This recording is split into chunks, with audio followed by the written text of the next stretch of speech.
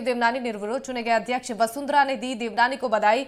सचिन पायलट, हनुमान बेनीवाल ने भी बधाई दी है। सीएम भजन लाल, वसुंधरा राजे ने ग्रहण कराया आसन।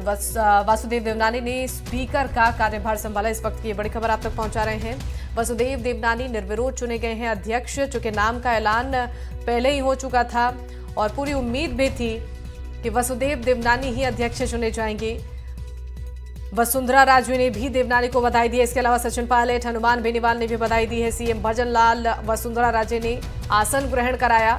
वासुदेव देवनानी ने अब स्पीकर का कार्यभार संभाला है। ये बड़ी खबर इस वक्त की है।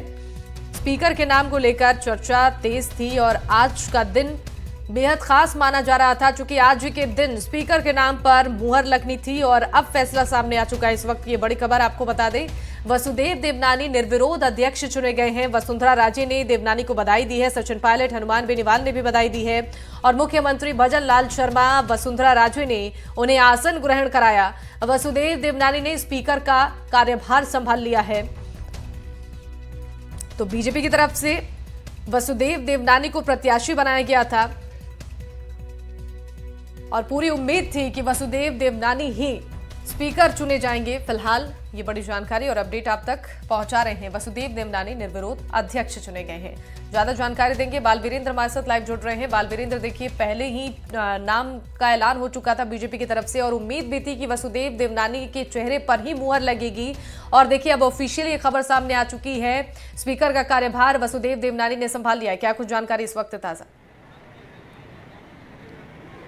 देखिए, आपको बताएं कि जिस तरीके से राजस्थान विधानसभा के अंदर एक परिपाटी चलती है कि जो सत्ता पक्ष में होता है उसी का ही स्पीकर वो निर्विरोध चुना जाता है। लगातार आप पिछले अगर आप देखते हैं रिकॉर्ड देखेंगे तो उसके अंदर जो सरकार यानी जिस पार्टी का सत्ता पक्ष में होगी उसी का जो स्पीकर है वो निर्विरोध चुना जाता है। अगर मैं बात करूं वासुदेव नानी की, तो वासुदेव नानी है अजमेर उत्तर से आते हैं और वहाँ पे आपने देखा होगा कि ये लगातार कह सकते हैं कि वसुंधरा राजे सिंधिया या फिर कह सकते हैं कि जो बीजेपी के जो सरकार बनी थी गत सरकार के अंदर, उसके अंदर 2 बार मंत्री पद पे भी रहे हैं और उन्हें तजुर्बा भी है। और वैसे अगर वासुदेव नानी की मैं अगर बात करूं तो वासुदेव नानी प्रिंसिपल से रिटायर्ड हैं और फिर बाद में उन्होंने राजनीतिक करियर अपनाया। तो कहीं ना कहीं अब ये देखना होगा कि वासुदेव नानी एक प्रिंसिपल के तौर पे उन्होंने जो बच्चों को पढ़ाने का काम किया, अब उनके ऊपर जिम्मेदारी आ गई कि राजस्थान का कह सकते हैं कि जो सबसे पवित्र जो जगह होती है विधानसभा, वहाँ पे एक स्पीकर के तौर पे है अपनी भूमिका का निर्वहन करेंगे। और कहीं ना कहीं ये बीजेपी ने जिस तरीके से अपना जो प्रत्याशी बनाया था वासुदेव नानी को, तो बीजेपी के वरिष्ठ नेताओं के अंदर भी उनका नाम आता है। तो आप देखेंगे कि उनके पास वो एक्सपीरियंस है, वो तजुर्बा है संगठन के अंदर, किस तरीके से तमाम लोगों को साथ लेके चलना है और किस तरीके से सारा जो कह सकते हैं कि जो सदन का भी उनके पास तजुर्बा है। और इस बार आप देखेंगे कि लगभग जो 70 विधायक हैं वो पहली बार विधानसभा पहुंचे हैं। तो कहीं ना कहीं उनसे जो नए विधायकों को है एक स्पीकर के तौर पे जब वासुदेव नानी जो अब अपनी भूमिका निभाएंगे तो उनको एक काफ़ी जो राजनीति के अंदर सीखने का वो मिलता है। तो वो तजुर्बा भी नए विधायकों के काम आने वाला है। तो एक चीज़ साफ तौर पे ये जाहिर है कि जब वासुदेव नानी का जब नामांकन हुआ था तो उन्होंने 5 बार अपने नामांकन को दाखिल किया है और उसके बाद सबसे पहले हैं जो इनका प्रस्ताव रखा था, जो मुख्यमंत्री स्वयं भजन लाल शर्मा हैं, उन्होंने उनके द्वारा प्रस्ताव रखा। फिर बाद में तमाम जो कह सकते हैं कि बीजेपी के जो बड़े दिग्गज नेता हैं उन्होंने भी उनका समर्थन किया।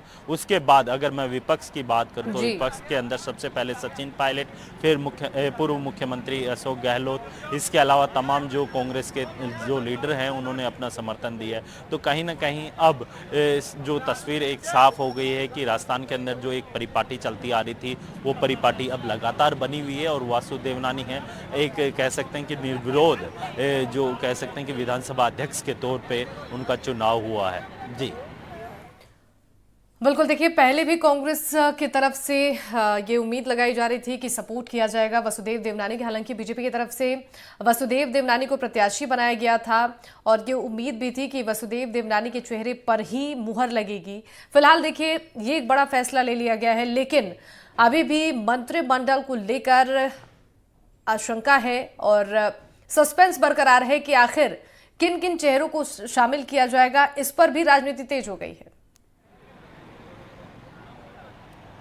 बिल्कुल, देखिए जिस तरीके से राजस्थान के अंदर कह सकते हैं कि जो बीजेपी है पूर्ण बहुमत के साथ अपनी सरकार बनाई है राजस्थान के अंदर, और 5 साल का जो कह सकते हैं कि एक सत्ता के अंदर वापसी करना काफ़ी बड़ी बात होती है। जिस तरीके से जो कह सकते हैं कि जो गहलोत सरकार के समय में जो मुद्दे उठाए हैं बीजेपी ने, उनको जो विधानसभा चुनाव में भुनाने की भी पूरी कोशिश की है, और उन्हीं के दम पे, मुद्दों के दम पे फिर से एक बार बीजेपी है सत्ता में वापसी की है। तो अगर मैं मंत्रिमंडल की बात करूं तो जिस तरीके से आपने देखा होगा कि 15 दिसंबर को है वो मुख्यमंत्री भजनलाल शर्मा और 2 डिप्टी सीएम यानी दिया कुमारी हैं, उन्होंने डिप्टी सीएम का तौर पे अपना जो शपथ ली है। उसके बाद जो डॉक्टर प्रेमचंद बैरवा है, उन्होंने भी डिप्टी सीएम के तौर पे अपने शपथ ली है। तो अब जो कह सकते हैं कि जो टोटल जो पहला अगर मंत्रिमंडल होगा उसके अंदर 20 मंत्री रहेंगे। तमाम जो ये पूरी जो टीम रहेगी 20 मंत्रियों की टीम रहेगी, और इसके अंदर आप देखेंगे जो 17 नाम